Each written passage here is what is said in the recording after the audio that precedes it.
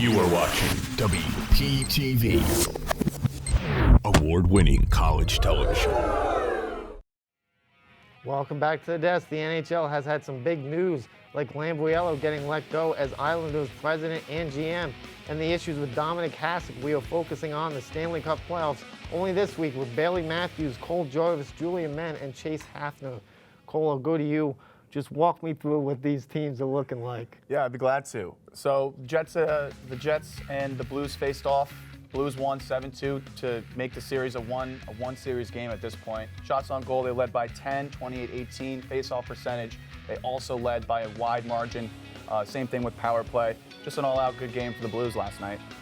Moving on to the Dallas and Colorado game. Dallas won, final score 2-1. Shots on goal, 28 apiece. Even Steven there. The Avalanche led in the face-off percentage by about 7 points, and power play by Dallas won. I think they went 1 for 3. So it was a good day for Dallas. 2-1 Stars. Chase, I'll go to you now. Which two of these teams are going to face each other in the second round? I believe that the teams that we will see in the second round are going to be the Stars and the Jets. The Stars are currently in a rematch with the Avalanche, and while they definitely aren't as strong as I thought that they were going to be going into this, I still think that they're going to take place over the Avalanche again like they did last year. And then the Jets, I mean, they've been on fire all year, 116 points. Every time that the Devils went up against them, I'm like, oh, no, well, there goes that. But, I mean, if they get knocked out of the first round, I'll be shocked. I mean, obviously they just lost 2-7, but I still think that they'll get the win into the second round. Julie, I'll go over to you now. Which two teams are facing each other in the second round? Well, I got to agree with Chase. I think the Jets and Stars are going to punch their tickets into the second round. Starting with Winnipeg, Connor Hellberg has having an incredible season. He finished top 3 with save percentage, 0.9-1, which is incredible. And the Jets also lead the league in goals against per game, which is just good. And for Dallas, well, they're just built for playoff hockey. They have the best record in NHL with 26, 10, and 5, and rank second overall in power play percentage. So on top of that, Colorado's depth, let's be honest, they have taken injuries. Ovechkin, Liikanen, and that's going to be a deciding factor. So yeah, I see the Jets and the Stars. Both teams have the numbers, the goaltending, and yeah, the depth. Yeah, Baylee, I'll go to you now. Yeah, very well said, Julia. I agree with you. I think it's going to be the Jets and the Stars. I mean, the Jets are the top team in the league, and with scores like Scheffler and Connor, they're not losing to a wild card spot. But as for the Avs and the Stars, I mean, the Avs are putting up a good fight. I mean, O'Connor and Blackwell showed early on that they're in it to win it. We saw in their last game that the Stars are just a force that can't be stopped. I mean, with the deadly combo of McKinnon, Rantanen, Ottinger, it's just, I mean, how are you going to compete with them? As much as the Avs can put up a fight, I don't think that they can go all the way. Cole. I have the Jets and the Avs. I do. I think with the season that Connor Hellberg is having, it's a Vezina award-winning season, and it's a gold. He's the best goaltender left in the playoffs, right? The Jets have been hot pretty much since the start of the season, and as for the Avs, Nathan MacKinnon is arguably the best player in hockey. You pair him with Cale Makar, the best defenseman in hockey, it's a recipe for success. I just think they're going to get back in it. On to our next series. Julia, walk me through what the next 4 teams are looking like. I'd be happy to. Minnesota Wild came out strong at home in St. Paul last night, taking down the Las Vegas Golden Knights 5-2.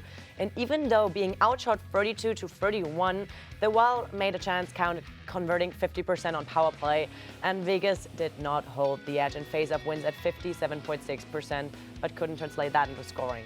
With this wins, the Wild improved to 43-30-7, and the Knights fall to 50-22-10. And yeah, let's look at the second double we have there. On Wednesday, the Oilers outscored the Kings 6-2, with the Oilers having 26 shots on goal and the Knights 31. Face-off, Kings lead, and also power play, it's a 60-0. So yeah, it's getting tough over here too. Cole, I'll go to you now. Who is coming out alive in these series? I got the Kings and the Golden Knights. The Kings are playing very good hockey. They're playing against Captain Canada, Connor McDavid, who is coming off of that Four Nations success. I don't think that he's going to be able to fight back. They're down 2-0 in the series as it is. As for the Golden Knights, they're just a strong team. They've been a strong team really since their existence. which is of recency, right? They got Shea Theodore, they got Jack Eichel. I just don't see the Wild getting back in this series. Chase? I'm actually going to go the exact opposite of you. I'm going to go with the Wild and the Oilers. I believe that Vegas is in for a major shock. I mean, Minnesota's already up 2-1. And yes, they are a juggernaut of Team Vegas, but I still think that the Wild are going to be able to edge them out. And then the Oilers, rematch again. And listen, I know that they are down right now, but I still think that they can be strong enough to beat the Kings, and that has nothing to do with me still being salty about 2012 and losing to the Kings. Nothing about that at all. I just think that the Oilers are going to win, and no one should comment about it. Baylee, I'll go to you now. What is your picks for who's going on to the second round? For me, it's definitely the Wild and the Kings. I mean, the Wild, you know it, they're my favorite underdogs, and getting Kaprizov back on the ice gave them the edge that they needed to push through. As for the Oilers and the Kings, throughout the past 3 years, 12 of 18 playoff games between these two teams have been decided by just 2 goals. And, you know, with how the Kings are capitalizing on power plays, how the Oilers have struggled with their goaltending, the Kings are taking it. Julia, finish us off you. I'm going to go with the Golden Knights and the Oilers too for this round. Vegas is finally healthy, and that is huge. Jack Eichel is averaging 1.2 points per game over his last 10, and they've allowed the 5th fewest goals in the league this season, which is great. And for Edmonton, I got to agree with Chase. McDavid and Draisaitl have combined 231 points this season. And yes, they are down right now, but the Kings are strong defensively, and they won't be able to contain that for a full series of games. Now, entering the Eastern Conference, Cole, tell me what's going on over there. All right, so the Maple Leafs are versus the Senators. Maple Leafs won 3-2. As for shots on goal, Maple Leafs got 20 versus the Senators 20, matched up. Wow. Maple Leafs had a face-off percentage of 62.7 versus the Senators 37.3, and a 50% power play for the Maple Leafs, while only a 25% power play for the Senators. And then next up, we got the Panthers versus the Lightning with a final score of 2-0 Panthers. Shots on goal, Panthers had 23 to the Lightning's 19.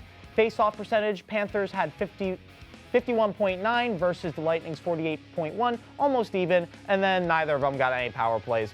So, yeah, kind of crushed it with the Panthers there.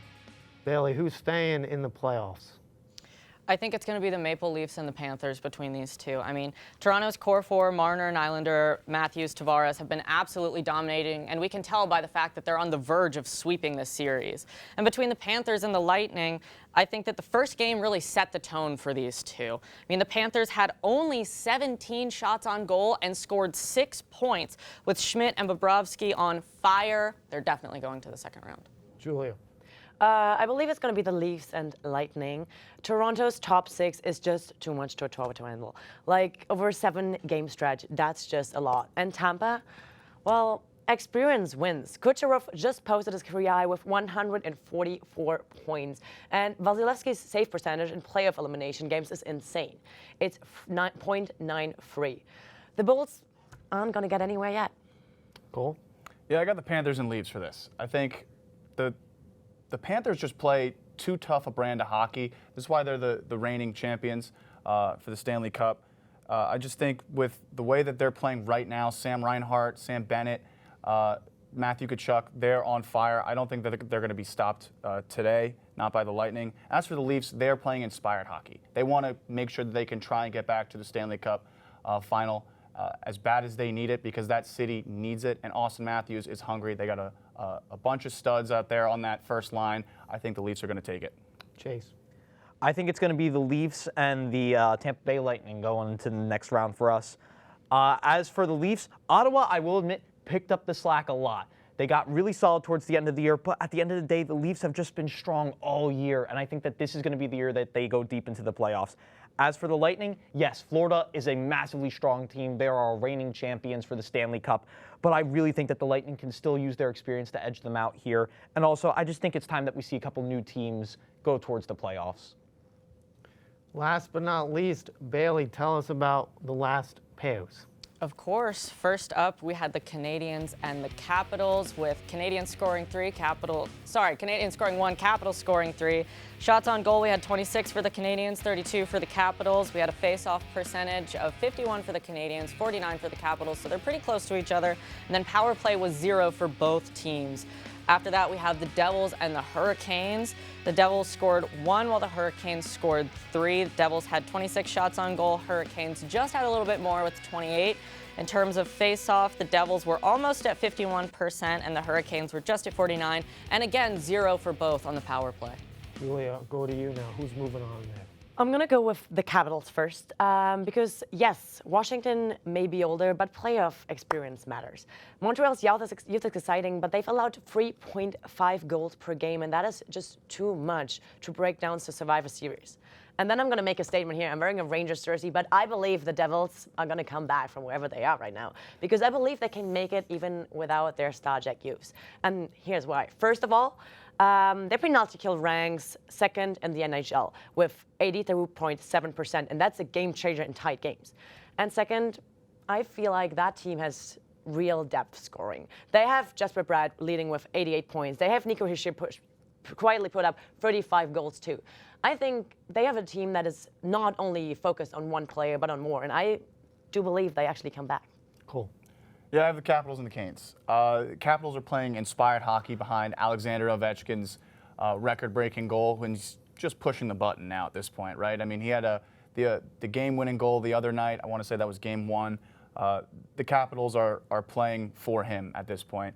And as far as the Canes series matters, the Devils just don't match up as good without Jack Hughes. Like, them missing Jack Hughes makes this series so much more difficult. Rod Brindamore's a great coach, and the Canes are they're too far ahead right now, in my opinion, for the Devils to come back. Baylee. Yeah, that Ovechkin goal was a big deal. It was like his first postseason OT goal. It was really, and I mean, the Capitals have so much momentum with Ovechkin, and being on top of the Metropolitan, the Canadiens are going home. And, you know, Carolina's Hall, Svechkinov, Kotkaniemi, getting 12 shots together in Game 1, combined with Stan Koven's depth scoring, is really setting them up for success here. And, you know, if you see me picking the Devils, check on me. Chase, finish it off here. Who you got going on? I mean, all right. Okay, so Capitals are going on, you know, big whoop. They had someone who broke a record in the NHL. Yeah, so they're definitely going to win. Who cares about that? But you know who else is going to go on to the next round? The New Jersey Devils. Because you know what? Yeah, sure, Jack Hughes may be hurt. Maybe all of our I other swear, players. if you say you have hope. Don't That's That's what I said too. But you know what? Here, just let me say my piece first, and then you can yell at me, okay? right. But look, every other team, it doesn't matter if all our players get hurt. Because you know what? Where are the Predators in the playoffs? Nope. Rangers? Nope. Flyers? Nope. We still made it. It doesn't matter. You're wearing a Capitals jersey. Yes, because I borrowed it from my dad. What does it matter where our teams are? You're not even repping your Because you know where own. my team is? In the playoffs. And you know what? We're going to go to the second round, and we're going to win the whole cup. Why don't we? No, you're not. No, we are. We are. And you're going to look so dumb. And my dad's going to comment in the first 5 minutes of the video. Oh, my God. Yeah, me and Ken Haffner are going to have it out. Baylee, how many years ago did the Devils go to the playoffs? Tell me. Is the number 10? I don't think it's 10. You guys see how he's silencing a woman? Yeah. Wow. Yeah. Wow. The power of friendship does not win playoff series, all right? It takes top men, all right? No, and they're missing their top man, Jack Hughes. It doesn't matter. They're not going to do They're it. all I top agree. men. Like, it's a team sport. It's not a one-man sport. We'll find out. Yeah, we're going to Yeah, find but out what, that I'm what right. are the Devils without Jack Hughes? Bring the brooms They're still out. the Devils. Unfortunately for them, yeah. Unfortunately for them. We got a broom back there? Bring the broom out. Bring the broom out. I'm just saying. I'm about to take off my shoe. It's tough. Oh, you're It's about to tough. take off your shoe? That's just weird for you then, isn't it? Can I finish? No! And another thing. No? Okay, I'm going to wrap it up now. That'll do it for this week's coverage of the NHL playoffs. We got more coming up on May 9th of the Stanley Cup playoffs. Up next is Daniel Karp and his team talk about the MLB here on WP Sports Desk.